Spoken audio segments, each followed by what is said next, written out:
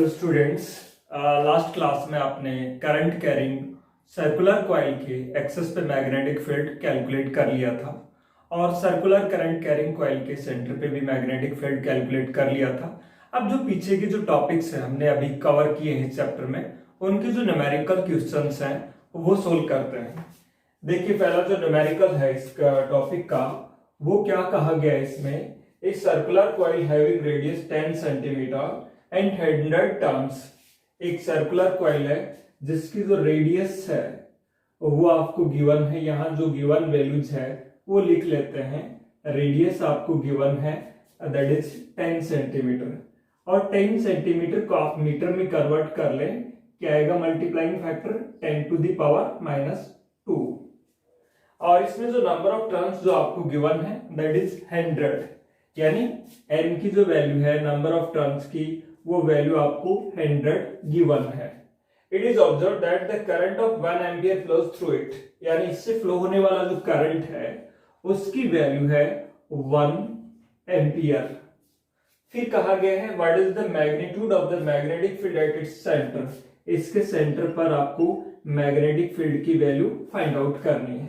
देखो, आप जानते हैं कि सेंटर पर मैग्नेटिक फील्ड है वो होता है mu naught I divided by 2r, जब नंबर ऑफ टर्म्स सिंगल होता है, और यह नंबर ऑफ टर्म्स n है तो मल्टीप्लाइड बाई n। और म्यू नॉट की वैल्यू देखो, म्यू नॉट अपॉन 4 की वैल्यू आपको बताई थी 10 की पावर -7, तो म्यू नॉट की वैल्यू ध्यान रखिए कितनी होगी, 4 इंटू 10 की पावर -7। तो simple you have the formula.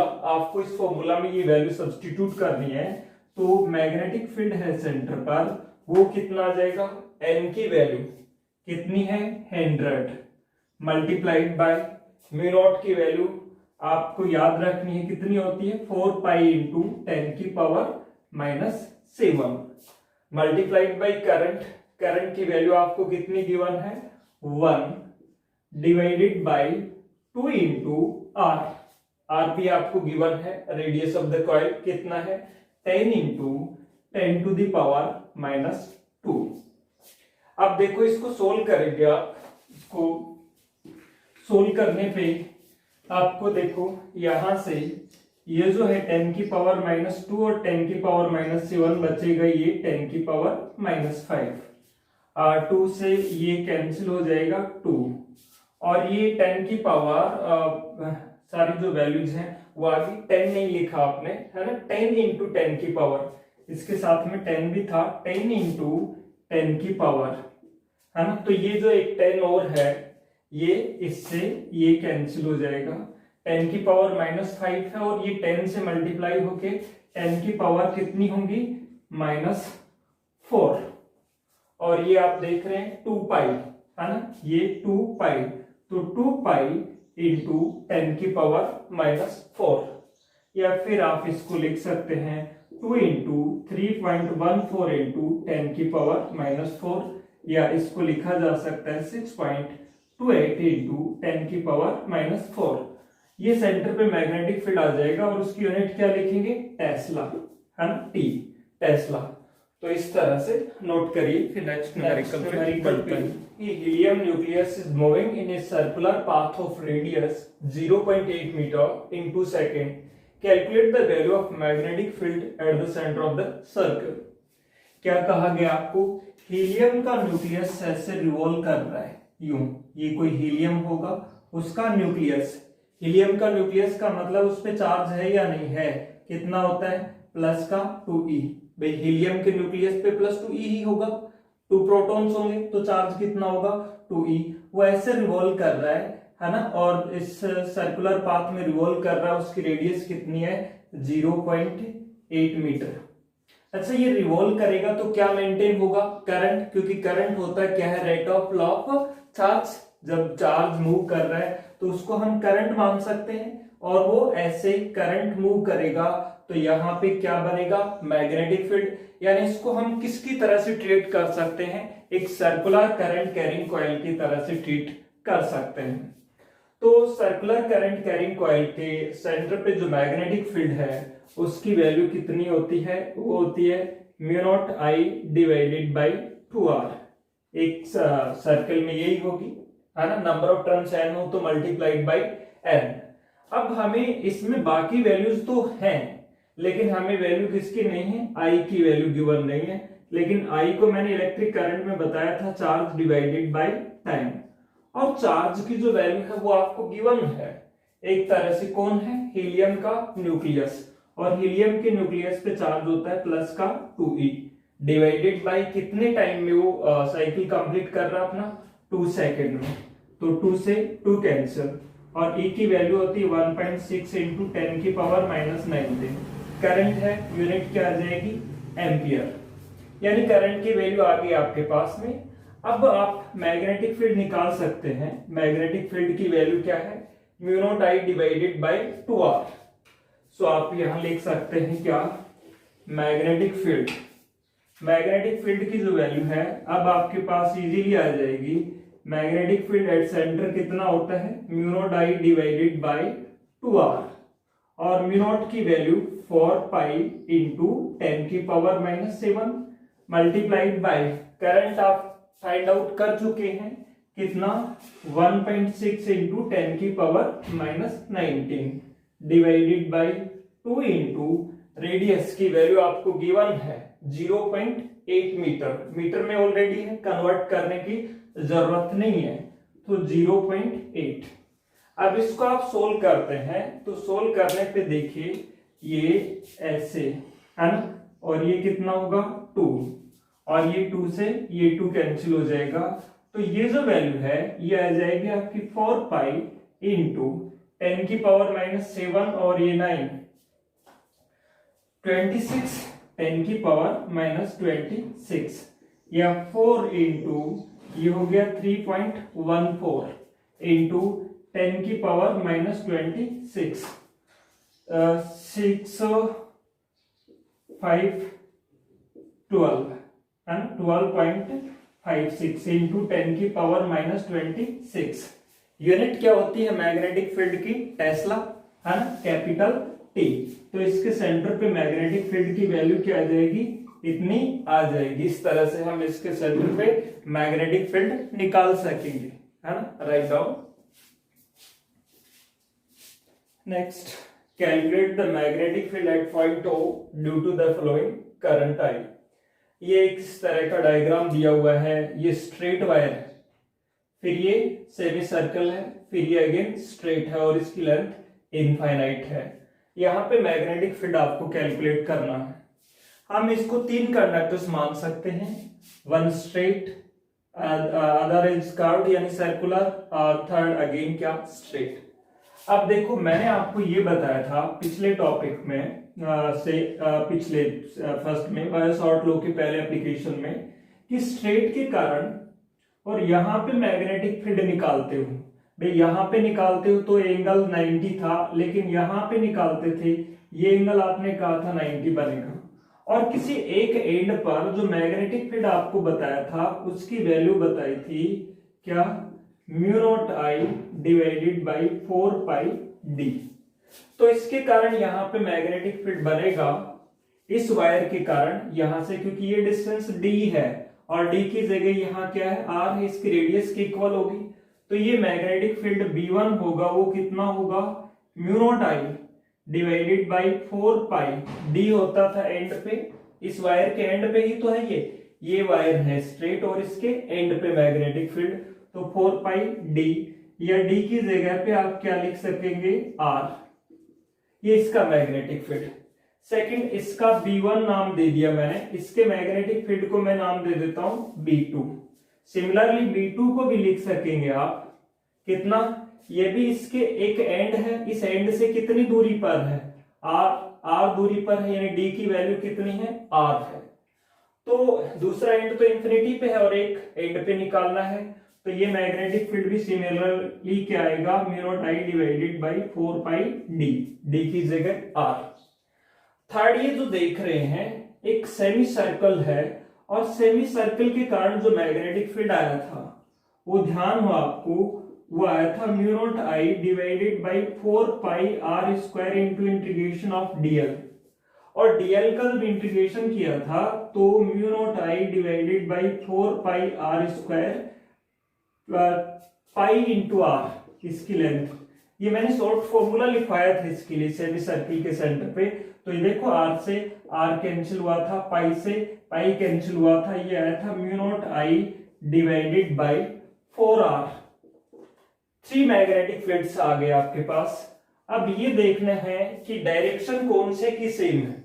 Straight के कारण मैग्नेटिक फील्ड निकाल रहे हो, थंब को करंट के डायरेक्शन में रखिए, फिंगर्स को पॉइंट की तरफ रखिए।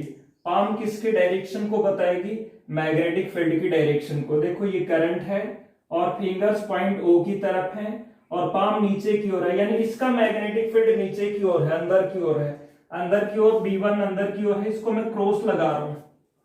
दूसरा देखिए इनवर्ड है, क्रॉस का मतलब आप गलत समझ जाएंगे, इनवर्ड है ये, है ना। इसी तरह से देखिए इसका मैग्नेटिक फील्ड, थंब को करंट की डायरेक्शन में रखिए, फिंगर्स को पॉइंट की तरफ रखिए, पाम किधर है? आउटवर्ड है।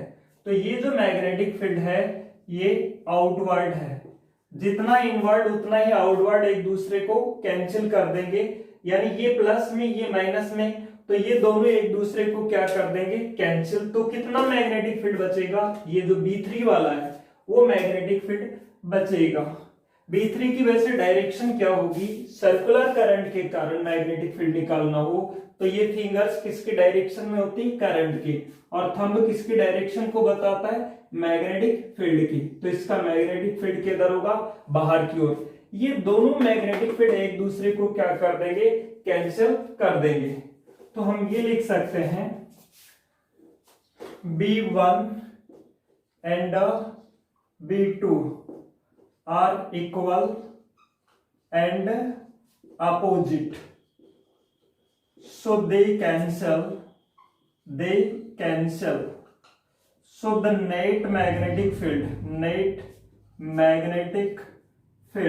कितना बचेगा? B3 वाला बचेगा, B है वो होगा B3 के इक्वल, और वो होगा mu naught I divided by 4r, ये होगा net magnetic field. Right down. Next question देखिए, at how much distance the value of magnetic field on the axis of circular current carrying coil of radius r will be 1/27 times of the magnetic field at its centre. यानी आपको क्या कहा गया है, ये जैसे कोई सर्कुलर कॉइल और इसके सेंटर पे मैग्नेटिक फील्ड हम जानते हैं कितना होता है, n into mu naught I divided by 2r, ये सेंटर पे होता है। ये कह रहा है इसके एक्सिस पर कहां पर जाकर के, हम मान लेते हैं x डिस्टेंस पे जाके मैग्नेटिक फील्ड है, उस सेंटर वाले मैग्नेटिक फील्ड का कितना टाइम हो जाए? 1 डिवाइडेड बाई 27 टाइम रह जाए। तो इस x की वैल्यू फाइंड आउट करिए। ये कहा गया है आपको कि इसके कहां पर जाकर के, इसके एक्सेस पे कौन सी जगह पर जाकर के मैग्नेटिक फील्ड इसके सेंटर वाले का 1/27 टाइम हो जाता है। सो क्वेश्चन समझ में आ गया। अब देखिए सॉल्यूशन में हम जानते हैं कि मैग्नेटिक फील्ड है उसकी वैल्यू होती है mu naught I R square divided by 2 into R square plus x square की पावर 3/2, और नंबर ऑफ टर्म्स n है तो n। ये x दूरी पर होता है एक्सिस पे मैग्नेटिक फील्ड। लेकिन और सेंटर पे मैग्नेटिक फील्ड जो होता है and magnetic field at centre वो होता है n into mu naught I divided by 2r। According to question क्या कहा गया है कि जो b की जो वैल्यू है वो 1/27 time of magnetic field at centre हो जाती है, वो वैल्यू निकालनी है x की हमें। ये समझ गया, तो ये वैल्यू निकालनी है। अब देखिए कैसे करेंगे इसको। सबसे पहले आप b की वैल्यू ये रखेंगे, b की वैल्यू कितनी? म्यू नॉट आई, n भी साथ में ले लो, n mu naught I R square divided by 2 into R square plus x square की पावर 3/2। वो कितना करना है? 1 divided by 27 times of the magnetic field at centre, और सेंटर पर कितना होता है n mu naught I divided by 2r। अब देखिए कौन कौन से टर्म्स कैंसिल होंगे, n कैंसिल होगा, है ना, म्यू नॉट कैंसिल होगा, I कैंसिल होगा, और ये 2 है ये भी कैंसिल हो जाएगा। अब क्रॉस मल्टीप्लाई करिए तो ये तो आ जाएगा 27 r की क्यूब, है ना, और ये होगा r square plus x square की पावर 3/2। इसको आप ऐसे भी लिख सकते हो क्या, 3r की पावर 3, है ना, और इसको लिख सकते हो r square plus x square की पावर 1/2, है ना, और उसकी पावर यानी रूट लिख दें या तो इसकी पावर 3, यही तो होगा। अब देखो इसका आप दोनों साइड से क्यूब रूट ले लें तो ये होगा 3r is equal to r square plus x square. ठीक है, अब हमें x की वैल्यू निकालनी है तो दोनों साइड से क्या कर लें, स्क्वायर कर लें, स्क्वायरिंग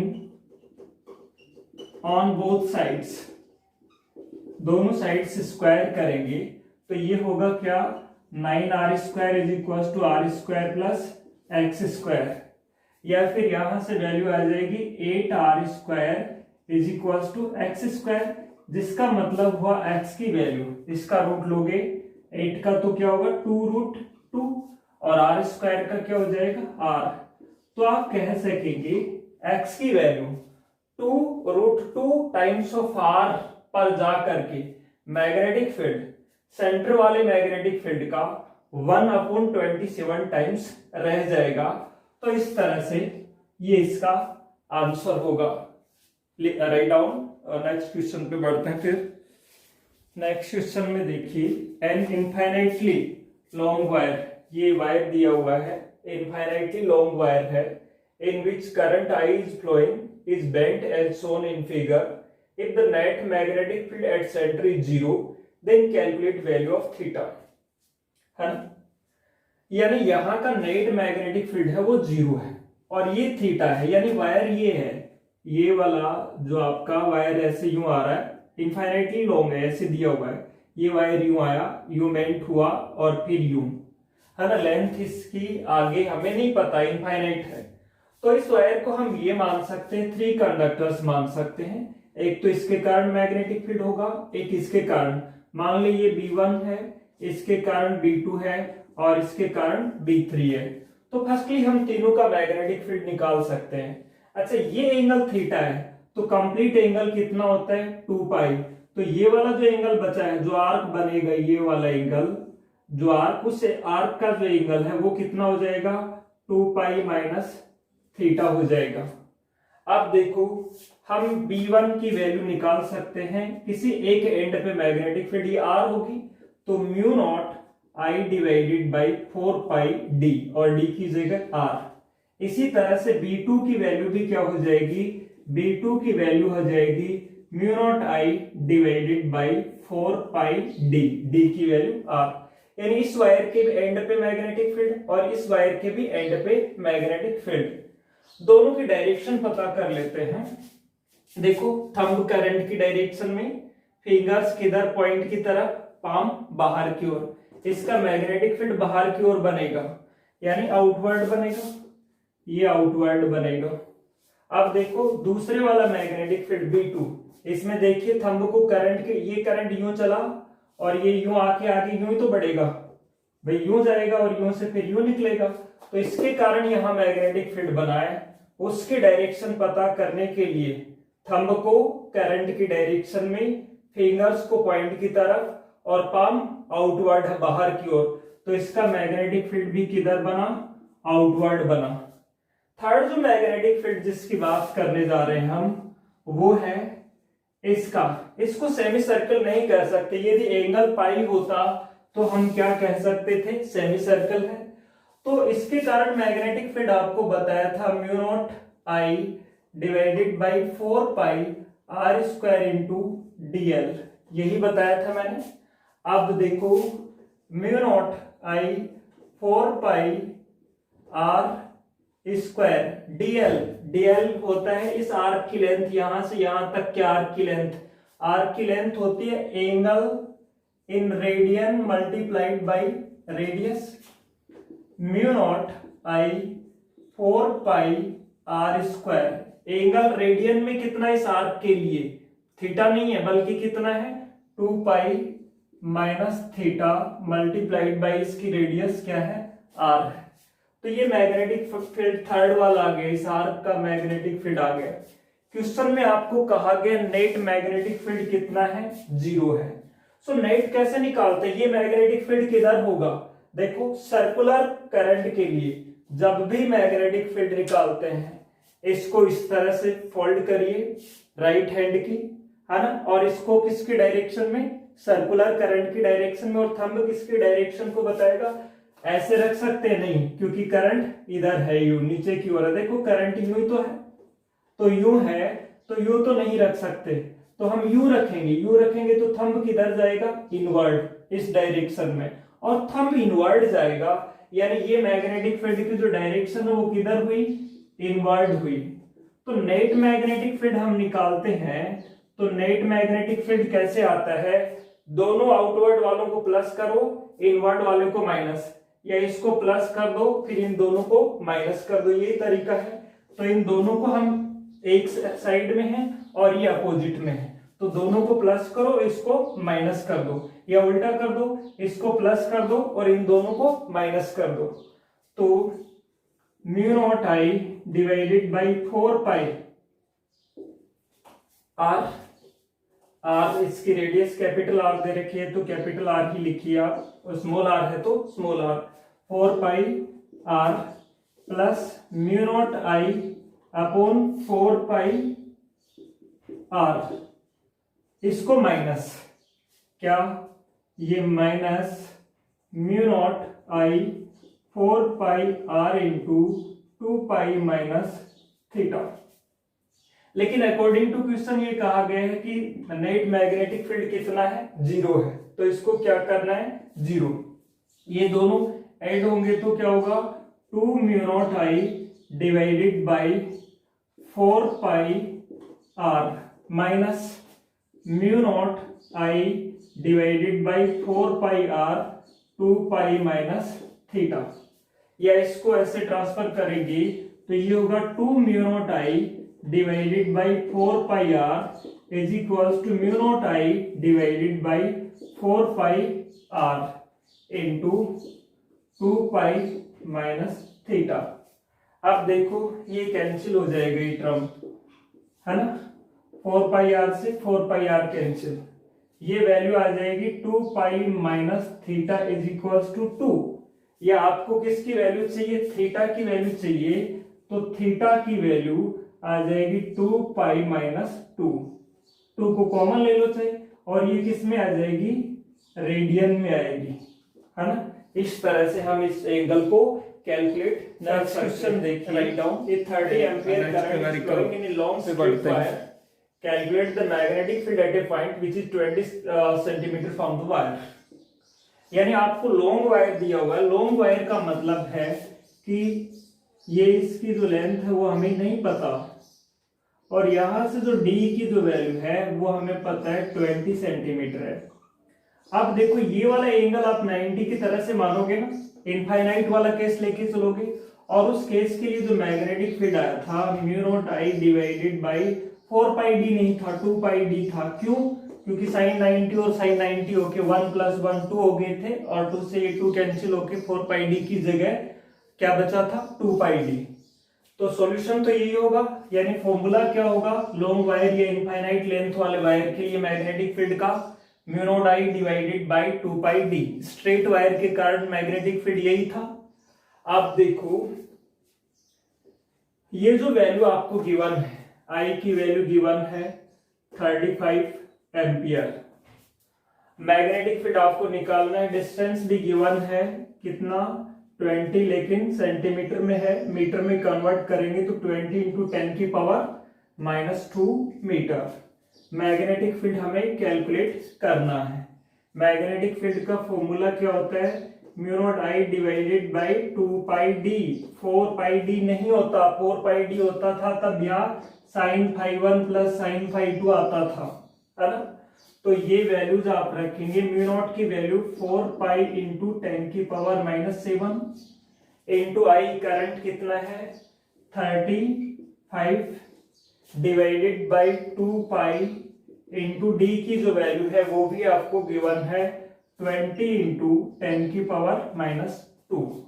अब देखिए ये कैंसिल हो जाएंगे, 2 बचेगा यहाँ और ये 2 10। अच्छा ये 10 से ये 10 की पावर कितनी बचेगी -1 और ये 10 की पावर -1 है और ये 10 की पावर -7 है तो 10 की पावर -6। तो इस तरह से ये बचेगा आपके पास में 35 इंटू 10 की पावर -6, यही हुआ। या फिर इसको ऐसे लिखना चाहें तो आप, ये वैसे आ गया है ना टेस्ला में, इसको पॉइंट यहाँ लगाएंगे तो 10 की पावर -5 हो जाएगी और वो क्या आ जाएगा आपके पास में ये टेस्ला में। तो इस तरह से मैग्नेटिक फील्ड ये इतना हो जाएगा, इस तरह से